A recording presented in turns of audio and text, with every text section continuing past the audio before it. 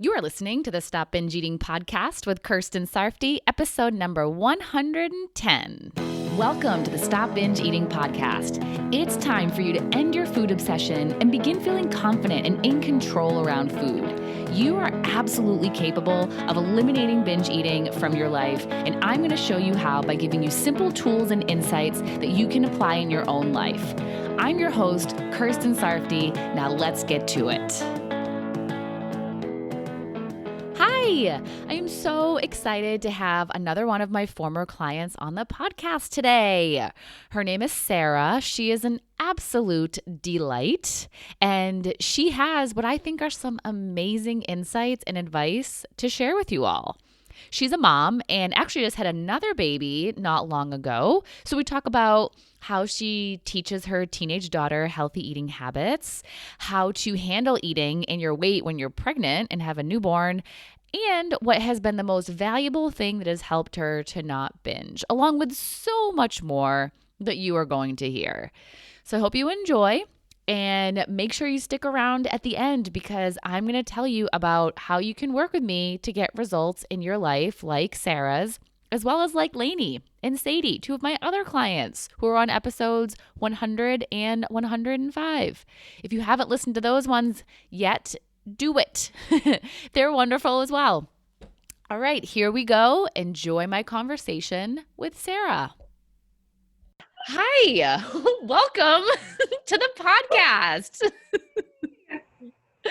So fun. So to begin, I want you to just tell everybody a little bit about yourself, who you are, your background with eating, food, your weight, all the things. All the things. Okay. Tell me if I'm going too long. Okay. It's a long one. I'm 41. So my name's Sara. Hello. My name's Sara. I'm 41. Actually, I think I'm 42 now. I'm 42 now. Oh, happy birthday. I had a baby and I have baby brain. So I'm 42 and I have a 6-month-old, Calliope, who's just the surprise I didn't know I needed kind of thing. But no, I've been like dieting and thinking about food since I was 8, like I remember I was trying to think of like my earliest binging memory, and I was certainly 8 or maybe less. And I actually, one of the things I wanted to talk to you about later is like, I didn't actually know I was binging until I started listening to your podcast. Mm-hmm. But now looking back, I remember I was in the kitchen eating graham crackers, just like standing in the kitchen eating graham crackers. I was so young. I mean, grade school. And I remember, the reason I remember is because my grandpa was like, you better knock that off or you're going to end up like your aunt so-and-so, right? And I was mortified because I was like caught. And I was like, yeah, I'm a kid. I'm just eating crackers. Like I was hungry. You know what I mean? And I mean, it just went on from there. Like I started doing sit-ups every night. I mean, I'm as an 8-year-old trying to like get rid of my little sweet 8-year-old belly that 8-year-olds just have. It's just beautiful, And I don't know, you know how you are when you're little, you think, oh, I'm just going to eat saltine crackers and I don't know. So I started working out when I was like 13 or 14. My dad was a like lifelong dieter and marathon runner. So he told me like, if you run, you can just eat whatever you want. So I just started running when I was like 13, just compulsively running so that I could eat, obsessively, compulsively running and exercising so I could eat. But I didn't think that was binging. I just thought I had a big appetite. I don't know. Uh-huh. Like people in my family are kind of like big people, big appetites, big people. So I was like, oh, it's just, it's just normal. So, I mean, gosh, I started, I don't know, dieting all through high school, went to college, gained a ton of weight in college, not way past the freshman 15. And the turning point as an adult was seeing a picture of myself at age like 22. And I thought it was my grandmother who was like morbidly obese and, of course, old. Like I was 20. And I was like, oh my gosh, that's not my grandmother. That is me. And literally the next day, I'll never forget it. My husband loves to retell this story. I doubled down on my efforts. I was like, I started Slim Fast. I started running more obsessively, like every day, no matter what, no breaks, 7 days a week, rain or shine. He tells the story because the first day at it from 22, he dropped me off on a trail in the rain, and he was like, "What are you doing?" And I'm like, "I have to do something." And I just was like, you know, well over 200 pounds at 5'6", and I was like, I have to get this under control. I can't end up like my grandma. And I have this little voice in my aunt, this little ugly voice. So from there, I joined Weight Watchers. I lost like 70 pounds in 2004. I became a Weight Watchers leader. So I actually did that for several years. And I taught at like hospitals and businesses, which I loved. Kept my weight off. I had a baby. I gained like 70 pounds pregnant, which we can talk about later. Uh-huh. Got that off. But it was just this constant struggle. And I'm like tired of the meetings, and I was tired of the attitude in Weight Watchers, which, oh, sorry if I can't say Weight Watchers.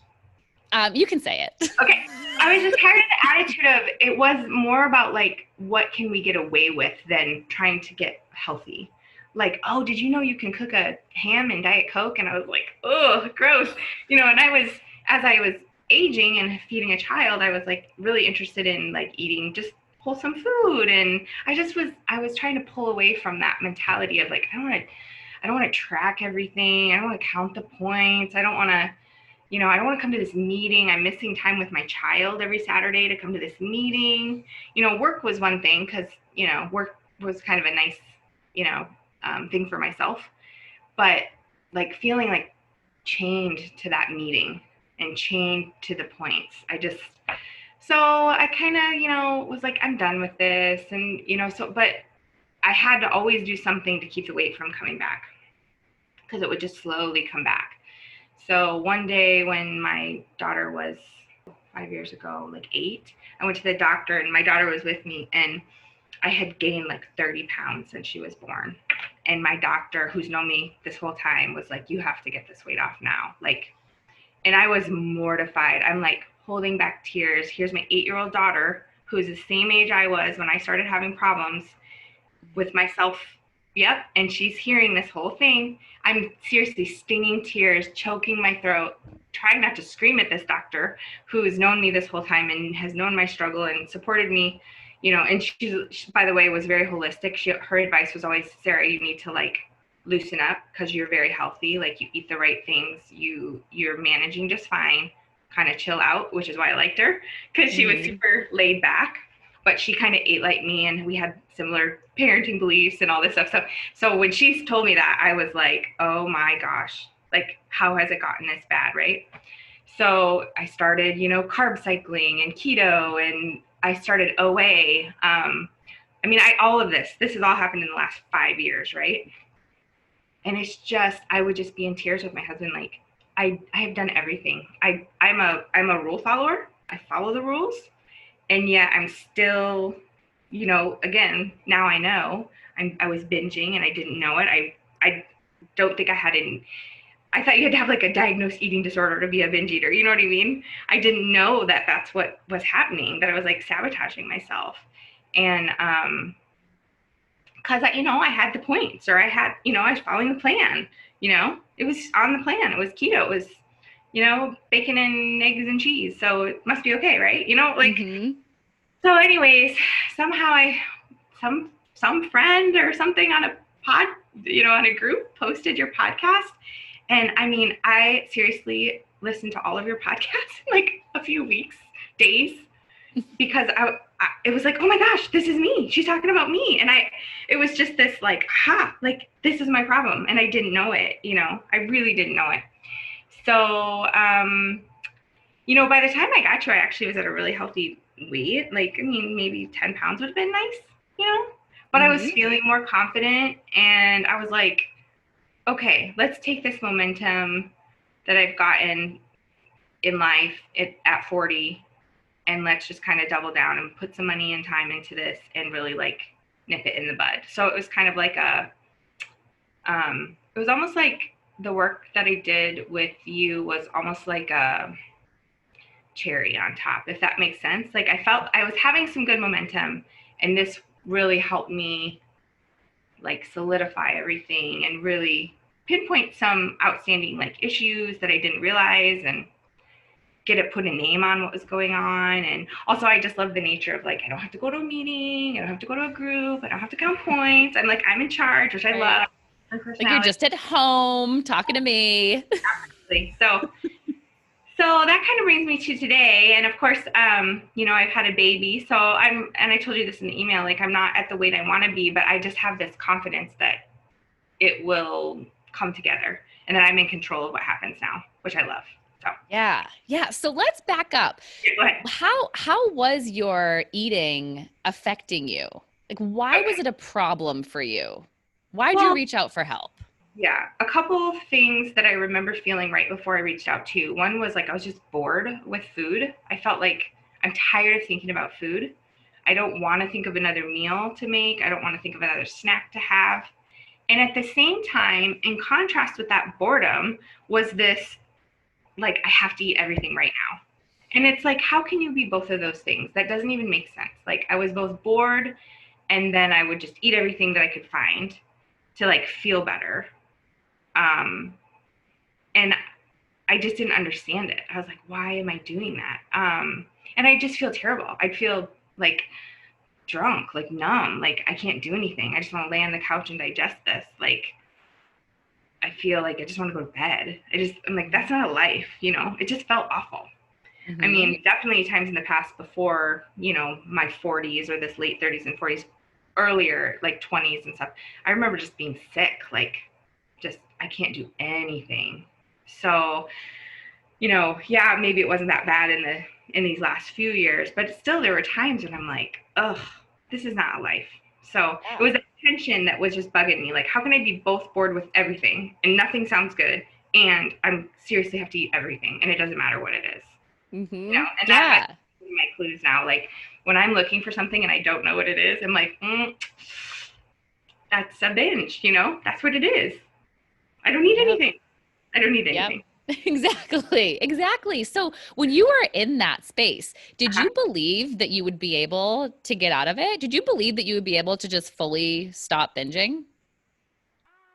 Well, again, I don't know that I've ever thought of it because I never labeled it as that. No, I guess not, because this is why I'm crying to my husband. Like, I wouldn't have been able to tell you that was why, but I did feel trapped in some sort of cycle that I couldn't name, if that makes sense. Mm-hmm. Uh, and, from that, in my mind at the time, it was like, there's no explanation for this. Why am I just constantly struggling against my own body and mind? I don't get it, you know? So I guess in a way, no, until I named it and then started to do some of this work. Does that make sense? Yes. Yeah. And why do you think you were so committed to it? Because it Oh, wasn't a big investment. it was Why did you think that you were ready to do it? um definitely having a teenage daughter is probably part of it. Like I see a big part of my identity as being a mom, and knowing, starting to see some body image diet issues in her. And I was like, man, I've been working at this for 30 years. You know what I mean? I got to figure this out. I'm like, I don't want to be like, not, I don't care about the size of my parents and family, but the way I've seen them struggle with their weight and health my whole life. I just want to have it done. I'm 40, right? That's what I kept thinking. Like, this is halfway. I got to figure this out.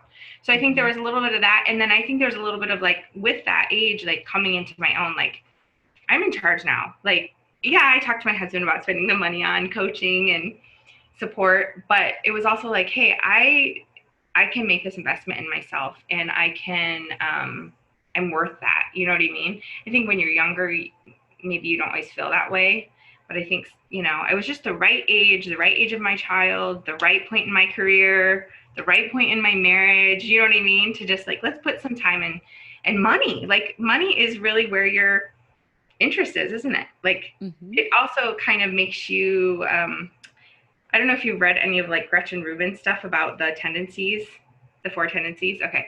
So basically, as a person who, like, if I say I'm going to do something, then I'm going to do it. So, like, working with you, well, I learned that it's myself that I have to do that to, not to you. but I knew that like saying I'm going to do this was going to make me do it, basically, because that's how I am. So Gretchen Rubin has this work that you should definitely read, called The Four Tendencies, I think is the name of her book. And it's about how knowing your personality type helps you follow through on your goals. So like, do you have the tendency to oblige other people? Do you have the tendency to uphold what you say you're going to do? Do you have the tendency to rebel? Or do you have the tendency to question? So I knew I'm the upholder. So I knew if I said I was going to do it, I was going to do it. And so that's kind of part of it too. I was kind of tricking myself, but I knew that about myself. So Yeah. Yeah. I mean, and it was a worthy investment in the end. oh my gosh, absolutely. Because surprise, really hardly had, I mean, had a lot to do with binging, but it had way more to do with my whole life, which is the beauty of it. I just Yeah. believe that it's what I love about coaching the most, like the way that Yeah. it permeated everything else. Yeah. So what did you find to be the most challenging? Oh, just as far as coaching or binging All of or it. um, I think we've been working on like our family like mission statement because of COVID and the baby and homeschool and everything. And one of our family like values we realized was sandwiches, which sounds silly, but but we have this like thing in our family where we like make each other a sandwich, and that's like, here's some love, here's your sandwich. It's not our only thing. We're not like a super foodie family, but it's one of our family values, right? So I'd say the Cute. hardest thing is when my kid has made this a creation that she wants me to eat, or my husband, more with the kid than the husband, because you can kind of reason with different levels. But and then I'm like, well, I actually didn't plan to have that today, so I'm gonna have that tomorrow. But I love it. I'm so glad you made it. Like cookies, right? Cookies are easy because you can put it away till tomorrow. So that was hard because again, I don't want to pass on any like neuroses, right? So I'm really careful with that language with her. Like, hey, I didn't plan to have that today, or I'm not hungry right now, so I'm gonna go ahead and have that tomorrow. That was probably the hardest thing because Mm. also with a teenager, you're finding any way to connect, right? You just want to connect, and they don't want you around most of the time. So when they do, you're like, oh, yeah, I'll go out to sushi, whatever. You're like, you want to go to sushi right now? Absolutely. You know what I mean? So that would be the hardest. But also showing her like that I value my relationship with myself and that I do what I say I'm going to do is valuable. So, Yeah. So how do you teach her good habits? um, well, actually, this is kind of an ongoing struggle with my husband, to be honest, like weekly. And he's great. I mean, he's a great dad, and he totally understands like my thoughts about nutrition and everything.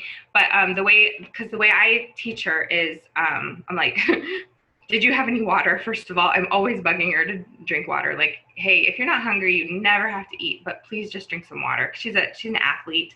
She's a martial artist and a dancer. I'm like, you have to drink water. And then my whole thing with her is like, does that sound good? Is that what you want to have? Are you hungry? We talk about things like her doctors asked her to eat a vegetable every time she eats. I'm like, did you do that today?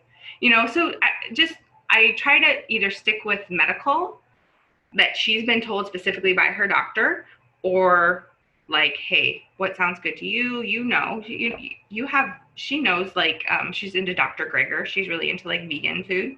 And I'm like, she knows what's healthy. It's just kind of like you told me. I don't need to tell you. She's 13. She's been absorbing healthy food we've always eaten well. We've always eating, tons of vegetables and lots of organic foods and, tons of water. And like, she knows she's not, it's too late kind of, you know what I'm saying? So Yeah. actually tension with my husband and I is like, he'll be, well, did you eat a vegetable? Why are you having dessert? And I'm like, just leave her alone. Like, she knows.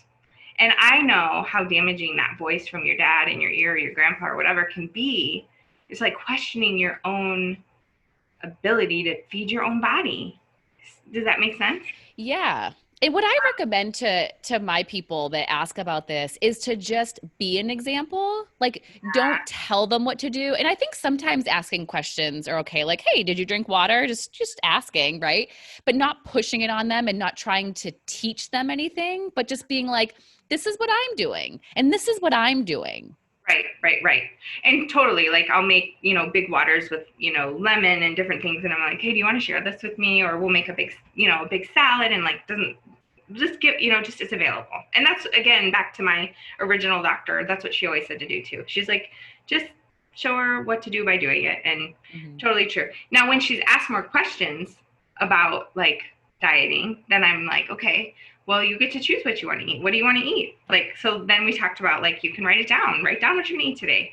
Because what would happen, one example is she would crash after martial arts. And my husband's like, you have to eat before. That's why you're starving.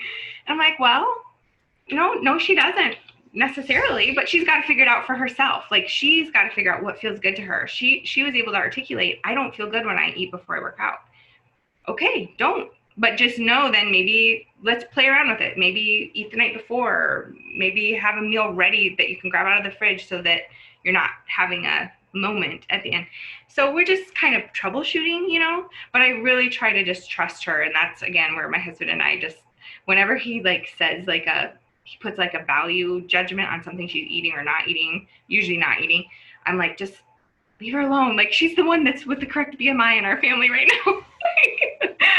Not that that's everything, but you know what I'm saying? Like she actually eats when she's hungry and stops when she's full. And what else can you ask for? Yeah. Yeah. I mean, to me, it sounds like you're doing a great job, and it is troubleshooting. There's no one right way to do it. It really is just figuring it out for you guys and for her, Right. So you surprisingly got pregnant while we did. were working together. And this obviously was not your first pregnancy. So what thoughts went through your head while you're working on your eating, when you have the past that you have? Yeah. What was going on in your head when all this happened? Well, I mean, the first thought was like I gained 70 pounds with my first pregnancy, and I was like, oh, that's like twice as much as you're supposed to, right? And I'm 5'6". That's a lot. I mean, I'm not super tall. I guess I'm medium height, but so that was my first thought. I was like, I'm going to gain 70 pounds. And here I'm just at this I was at a happy weight. Like I could have lived at that weight. It was more about the internal struggle, right? Everybody always wants to lose 5 more pounds, right? I don't know. But I was pretty happy. I was feeling pretty good. It's probably why I got pregnant. But so I was like, shoot. Because when I was pregnant with my first child, I wasn't eating. Well, I ate a lot of cereal, but in the beginning, I was like cantaloupe and spinach and broccoli. I was force feeding myself because I thought that's what you had to do. Like I was force feeding myself, like just nutrients, like what I thought was nutrients, and almost like making myself sick on like fruits and vegetables that just weren't going down well. And then towards the end, I went in like a series of things. I can't believe my daughter didn't come out just like looking like a Fruity Pebble. I ate so much cereal at the end because that was off limits in Weight Watchers, right? Or I had told myself that was off limits. And so now I'm like, oh, I have to eat it. I'm starving, I'm making a baby. I have to eat all this cereal. All the cereal is what a weird thing to do. But so yeah, I was worried. I was definitely worried. But then I was also in the middle of coaching. So I was already like, we walked through it, but I also was like, you know what? I know better now too. I know this baby's going to be fine no matter what, because that's what you learn from parenting to some extent. And I knew that the baby would get what it needed. And so I just, I tempered that first thought. So yeah, first thought was a little scary. Second thought was a little more calm. Yeah. I mean, were you afraid that you were going to get back to 70 pounds? Oh, for sure. Yeah, absolutely. And did you? No, no, not at all. No, I think I maybe hit 40, which is fine. I mean, yeah. So how do you think you did that? What do you think was the difference between pregnancy 1 and pregnancy 2? There's probably so many things. I mean, I'm older, I'm calmer. I mean, I did have a lot of other things happening in my life at the same time, to be honest, some other stressors, but I did have this tool too.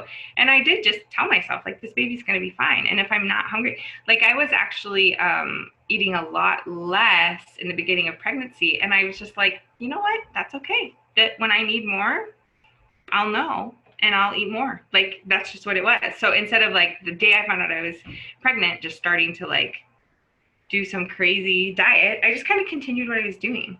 And yeah, so it sounds like your thoughts were just a lot calmer. You were more relaxed about food, right? Yes. And I think what I got from coaching that allowed that to a big extent was just the journaling aspect, which sounds silly, but people have always told me to journal, and I've journaled, but I never knew what I was doing and why am I doing this? And that little exercise of spending, maybe 5 minutes or 10 minutes doing the thought download life-changing. I'd say that's it. It sounds too good to be true and too simple to be true, but just putting on paper, like, I'm having a baby or whatever, processing it that way, so helpful. So yeah, just was able to just be a little calmer, a little more reasonable, but some of that's age as well, and like I said, I'm just a different person too than I was in my 20s, to be honest. So, but this was one Yeah. of the steps of that, for sure, one of the tools. Yeah. And then you had the baby after the program had ended. Were you Correct. worried about how your eating would be post pregnancy?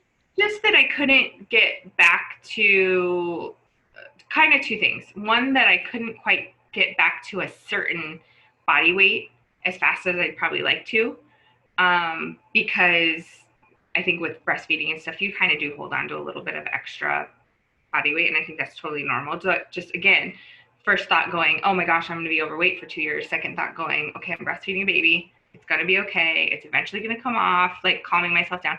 And then the other one, worrying about my appetite, and that really just hasn't played out. Maybe in the very, very beginning, but I was very much worried, like, oh, I'm going to have to eat everything, which just isn't really true. Like, again, there's plenty on my body for the baby, right? Like, Hmm. and I talked to my doctor about it because I was just a little worried, and that's just how I am. I talk to her about everything, and she's like, I think she said the same thing you did. She's like, are you taking your multivitamin?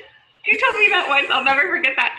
Like, she's like, yeah. She's like, don't like undereat. Like, maybe count once in a while to make sure you're getting enough, but you probably are.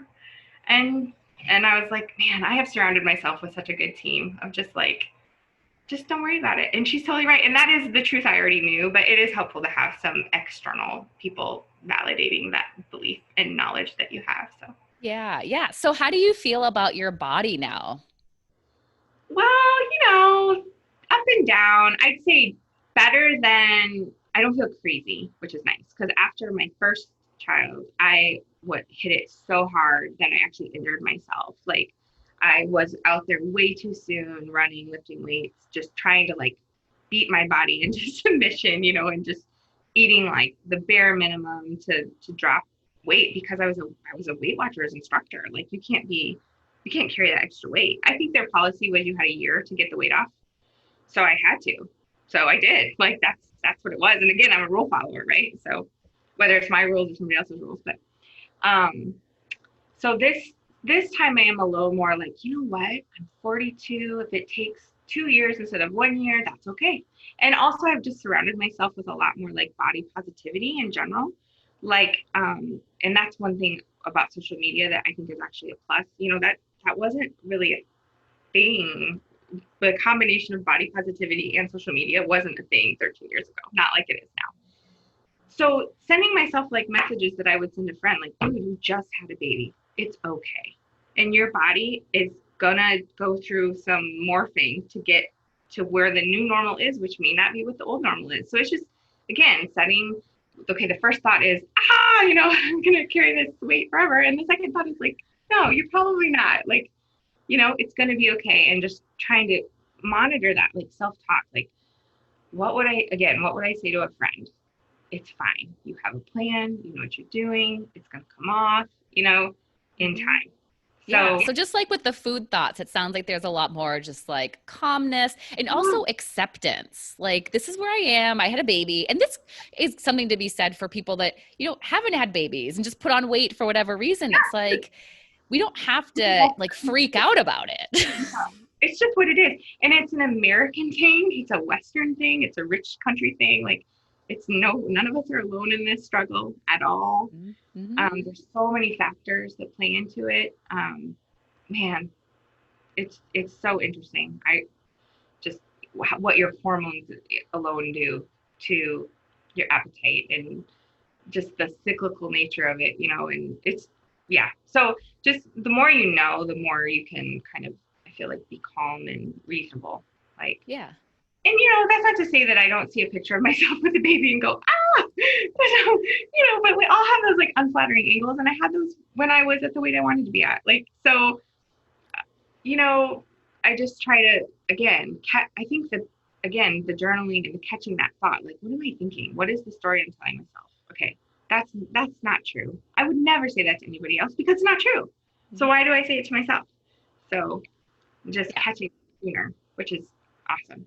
Such a gift. Yeah. So what would you say is the biggest shift for you from our work together? Oh my gosh. Well, I kind of mentioned like learning how to journal. It seems such a silly thing to say. I'd say that's a big, huge part of it. I'd say recognizing that I was binging, didn't even like have putting a name on it.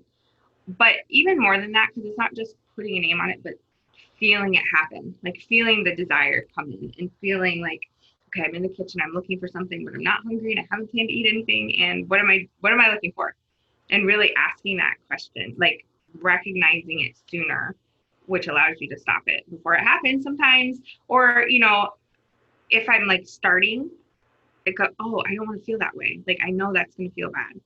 So I'd say those two things, but it's all kind of one thing because then the journaling's allowed me to like, okay, what do I really want to be thinking when that happens? And so I don't know if that's a very succinct answer. I feel like it just kind of all works. It all works together to give like positive feedback.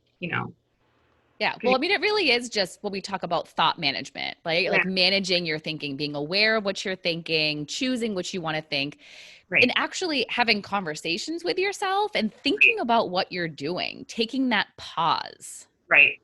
Right. And so then, okay, so I'm in the kitchen. I'm looking for something to eat. I'm not planning on eating it. I don't need to eat it. Okay, just it just sounds too simple to say, okay, I'm going to go sit down with my journal and just write down what the heck is going on. But that's really all it is. And then I guess also the goes along with that is like, okay, what am I thinking? But also the concept of like, how can I feel this feeling? How can I just sit here and feel this feeling? And nobody's ever taught me to do that. Like, again, I've heard people say that, just feel your feelings, don't eat your feelings. Well, how the heck do you do that? So, doing this work with you, I think gave me some tangible ways of feeling my feelings. Like, how do I sit down and just do that? So, to call it just journaling feels shallow or feels like not enough, but it does kind of, the journal has been an anchor. Like I keep my journal actually in my kitchen so that if that happens, I go to my little drawer and I pull it out and I just sit down and I'm like, what is happening? And I try to figure it out. So I could give you that one word answer, but it is complex in there, right? Yeah, no, I think you've explained it very well. Okay. Yeah. I don't want people thinking like, well, I'll just buy a journal and I'll be fine because it's, There's more to there's more it. things than that, right? Right. But it definitely is helpful I mean, there's so many different ways to journal, and, there's definitely ways that are going to be more productive and more useful than others. And that's what you and I worked on. Sure. There you go. Yeah. So, what would you say to someone else, the people out there who have been in your shoes and want to be in your current shoes? Oh my gosh. I just, I mean, I do think it's a big decision. I don't think if you're not ready and you try to do it, I don't know that it's going to work. Like I think it does have to be knowing yourself. Like, am I gonna am I gonna do this? Like, is it worth my time, my money, my energy? Um, Well, what do you think determines that? that's a good question. It's hard to speak. It's hard to speak for other people. I know how I am. I was just sick of it. I was just tired. I'm like I said, I'm like 40 and I'm done with this. Like I'm so done with like not knowing and not being able to, I don't want to say control, but kind of like maybe not even guess the outcomes of what's going to happen to me. I felt like I was like a victim to my own life. And in that one regard, in the area of food. And not even as much in weight, but food.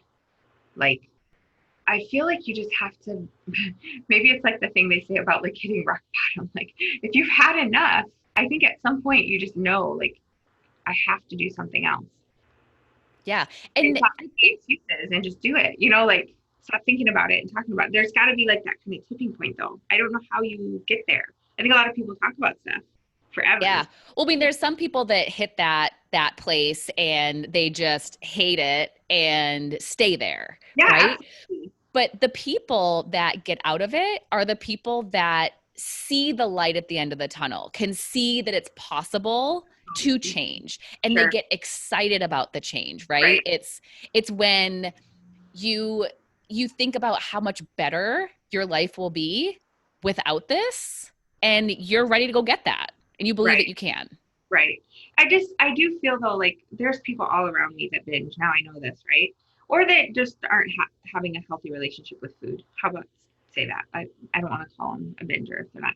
But you can see that if they're just not ready, if you're just making excuses, then you're, and I'm not casting like any blame on. That's just where they're at. Like they're Mhm. just not in the headspace to say they're going to get out of it. There's like a defeated like language almost. Right. Well, the defeat comes from not believing that you can. Like there's Right. something wrong with you, you're Right. broken, which, by the way, nobody is. Nobody's Right. Absolutely. broken. Let's Right. stop that. Right. Right. But it definitely is that belief in themselves. And then some people just aren't willing to take the steps forward. Right. Or they're afraid. Fear gets in the way a lot too. Like, well, if I'm not binging, what am I going to do? Right. Oh my gosh, totally. Well, and that still, I mean, I think, oh my gosh, in COVID especially, every night, and I have a newborn, and I'm not binging, and I'm in the house. That is a huge question. Who am I now? And you do have to be willing to like take that journey. Like, who am I without the binging? As a mom that has this responsibility in COVID in my house, like, there's a lot of soul searching, and it's hard. Yes. And it maybe maybe this in a way is I'm so glad I did it before. Oh my gosh. Before COVID, before the baby, there's some other things in our family that happened, like 2 or 3 major family events that happened with the pregnancy. Oh my gosh. I'm so glad that I had this tool. But yeah, I think it's kind of knowing yourself and yeah, do you have the hope or not? Like, do you think you can change or not? And I guess people should ask themselves, like, if you think other people can change, why can't you? Like, if you're going, well, that would never work for me, well, why wouldn't it? So I like that idea of knowing yourself. If you're going to be the person that's just like questioning everything and why does this work, then you have to be willing to do that work and look into why the thought model works and why does it work? So Mm-hmm. know that about yourself. Or if you know you're going to be like a rebel about it, then figure out a way to work with that rebellion, or Mm-hmm. yeah, if you happen to be the obliger personality, which I don't think I am, I think I'm the upholder, but I think having somebody to work with to keep you accountable, I mean, people have proven that over and over in other spheres, that having an accountability partner just works. I mean, that's why groups work. That's why OA works. That's why Weight Watchers work. Everything works for a while. And that's, something really exciting about the coaching is that it's like, it's so personal and it happened in my house. And so it's like, it's mine. You know what I mean? It's not out Uh-huh. there. It's mine. It's me. I did it. So, Yeah. And going back to the identity thing that you were talking about, people get so worried about what is my identity going to be without binge eating, right? So scared of it as if they don't have any say over what that is. And it's like you create yourself, you create your life. right, right, And when you take binge eating out of the equation, I mean, possibilities are seriously endless. Who do you want to become? It's not afraid of what am I going to do? What am I going to become? It's what do you want? And if you don't right. even know what you want, let's think about it. It's true. And I think that is an overwhelming question. But I think people just need to be reminded that it's okay to just have your wants be modest as well. Like, people might like laugh at like, just being a mom or whatever, but it's okay to have my best version of myself, just being a healthy mom. And that's what I want. Like, it's okay to be humble. And I'm not saying, oh, I'm so humble. I mean, it's okay to not have, like, I don't want to do anything that maybe the world thinks is amazing, but I want to raise some great kids and Which be that's amazing. Hello. no, it is. I know that. And again, see, that's the thing. I would tell anybody else that. But for some reason, it's like, put this big thing on. Well, I have to be this big thing and I have to start this huge. And that's really, it's okay to just have I'm really into like stoicism, right? And their whole thing is like, just pick your thing and be really good at that. Like, it's okay to just be a great mom. Like, if that's what you want. And if you want something big, then, I have friends that are doing amazing things. Like, do your big thing too. That's great. I wouldn't want to limit anybody. But I think when people get overwhelmed, you can also just say, well, what's the first thing you want to do? Or what's the next thing you want to do? And let's just do that really well. And I think it's obvious when you have a 6-month-old, like, I want to be able to chase that 6-month-old around. So that's fine for now. Mm-hmm. And maybe in 2 years or 3 years or 4 years, it'll morph, and that's okay. And that's the beauty of life. It's always, it's a wave, and it's just riding the wave and see what happens next. And you don't have to lock yourself into anything. Like, so right now it's mom phase, and maybe it'll be something else down the road, so. Who knows, but it's going to be awesome and so exciting, and you're going to love it. It's going to be fulfilling, and you're going to be an even better version of yourself. Right. Absolutely. Yeah. So any other words of wisdom that you would like to share that we haven't covered already? I don't think so. I would just encourage people to really consider doing the work and maybe get to the bottom of, like, why wouldn't you? And yeah, I don't have anything like profound. I think we kind of touched on all the things that probably as soon as I hang up, I'll think of something. Really thinking about it, like really giving it a time. And I think also, just as somebody who, I really felt the need to talk to my partner before I made the decision to do the work financially, I guess. And I think just not being scared to have those conversations, because I think, I don't know, money is always such a weird topic with people, but, my partner really just wanted to see me happy, right? So just not being scared to say, hey, I want to invest in myself, and, I know it's a bit of a sacrifice or whatever, but I think it would be really good. And he's seen the change. So I should have said that too. Like, he can see what a difference it's made in me, and he's like thrilled about it. So, and it has nothing to do with body. Like, it's everything to do with my mind, right? Because of course I'm like, 6 months postpartum. It's not like the world standard of, maybe it should be the world standard of beauty, but the calmness and the resources that I've gained. And so I would just really encourage, I feel like it's like when you try to quit smoking, right? Your partner has to be on board. So I'd say, like, just have that conversation. Why not? Don't be scared to ask for what you need. It's a kind of the first step of the whole thing, isn't it? Yeah. I mean, it's really knowing what you need, really believing in it, and knowing why too. Because when you go to your husband, it's not just, hey, I want to do this thing so I can stop binge eating. They're like, what? And but if you really get down to what it's really all about, like this person that you're going to become and how much you're struggling now and everything that's being affected and will no longer be affected, that's really what it's about. Right. Right. And so I think if a person that you've been with for all these years can see a change, that's huge. Because we do change, but sometimes we don't change that much, right? A lot of us are the same as we were. A lot percentage-wise of who we are is pretty constant. But these little tweaks that just improve life so much, apparently, are shining through, and he's seeing them. And so he was excited I was going to get to talk to you today. So. Oh, I love it. I do. It's pretty special. And just by the way, like, he wasn't like, as soon as I told him, like, oh yeah, sign up here, I'll write a check or whatever. And it wasn't that I was asking him for the money. You know what I mean? It was more like, let's talk about it. We have kind of a dollar amount that we talk about if it's above a certain amount. And so it just hit that threshold, right? And it took a couple days, maybe.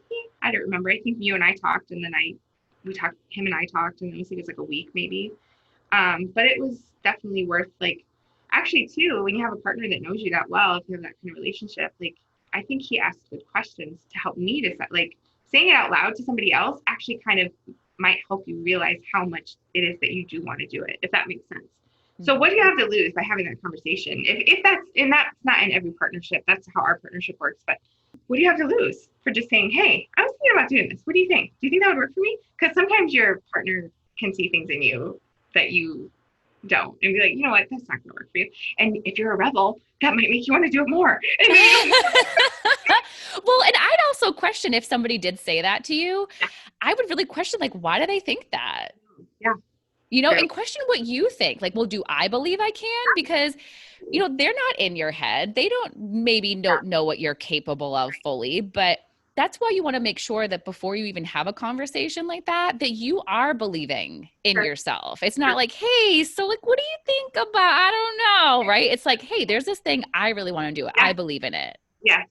Oh, and absolutely. I just two things on that. Like, I think that is another reason why this was just the right time. I think we just got to a place in our marriage in the last 3 to 4 years where I'm just like, this is who I am. And it seems crazy that it would take 20 years of marriage to get there, but that's how people get in these habits. And so that was the timing was right for that, because we both are just kind of in a place where we just really trust the other person. It was just easy to say, hey, I need this. But I would say yes, no, what you're thinking, but sometimes saying something out loud, it like puts skin on it. And so now, hey, even if he did say no, maybe I would really double down and be like, no, I actually, now that I said it, and now I'm thinking about it, like I always have this rule when I go shopping, if I see a dress or whatever, and I just can't stop thinking about it for a week or a month, I'll go back, right? But I don't like to impulse buy, right? And I think it's the same kind of thing. Sometimes when you just say something out loud, you either go, you know what, that doesn't sound like me, or hey, you don't know me, like you said, like you don't know what's in my head. So yes, knowing a little bit ahead of time, but also, thoughts in our head get all jumbled, but saying something out loud really can make it real and just be part of that commitment. And, maybe it won't happen in a week like it did for me, where we just talked about it for a week and then went for it. But, maybe it'll happen in a few months, or, just by planting that seed, putting that out there, the kind of the law of attraction idea, like put it out there, see what happens. Yes. Yeah, I love it. I love it. Well, thank you so much for being here and for sharing your story and giving all of your insights. I love all of this, especially for the parents out there. Okay, And really cool. for anybody that struggles with any kind of weight gain and all of that. So thank you so much. It was so awesome talking with you and having you on the podcast. Yes, Sarah, you're you. awesome. You are awesome too. Thank you. I love what you do. I love it. Yeah. Thank you. I was right? She's such a delight. So now if you feel like you're ready to work with me in my group program and you are ready to make an investment in yourself so you can change your life for the better, the first thing you have to do is request a free mini session with me at coachker.com/mini. On this call, not only will you be able to ask me any questions you have and get all the details for how my program works and how I can help you, but you'll walk away with some great insights into yourself and why you are still struggling with binge eating. So do it. You will not regret it. I promise. I know you want to change and I can help you do it. So let's do it. I'll talk to you soon. Bye-bye. Thank you for listening to the Stop Binge Eating podcast. If you like what you heard today and you want more, go to coachker.com/free. That's COACHKIR.com/free to get some awesome free stuff to help you stop binge eating.